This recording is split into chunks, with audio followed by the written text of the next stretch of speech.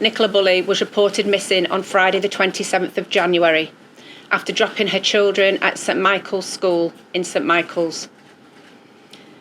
As soon as she was reported missing, following the information that was provided to the police by her partner Paul, and based on a number of specific vulnerabilities that we were made aware of, Nicola was graded as high risk.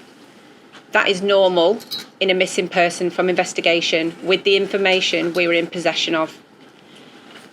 She was immediately treated as a MISPA, and then on the Monday, the 30th of January, I was identified as the senior investigating officer. At that time, we reviewed all the information that had been gathered in the days prior to her being reported. And as any senior investigating officer does, you form a number of hypotheses, that is, scenarios which are possible from the information to hand. Those hypotheses included the one that she possibly could have gone into the river, that there could have been third-party involvement, and lastly, that she could have left the area voluntarily.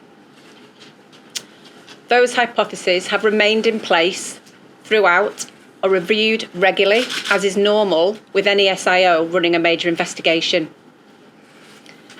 At the initial stages, based on the information I received, I made it clear that it was my working hypothesis at that time, based with all the facts, that the main hypothesis I was working on at that time was that Nicola had gone in the river. This has been misconstrued in the press and said that that was what I said. I said that was my main working hypothesis at that time, and that remains my main working hypothesis. I think it's clear to see that the amount of effort, hours worked, resources that we have put into this investigation, that we have always been open-minded. Those three hypotheses and scenarios have been continually reviewed and continue to do so to this day.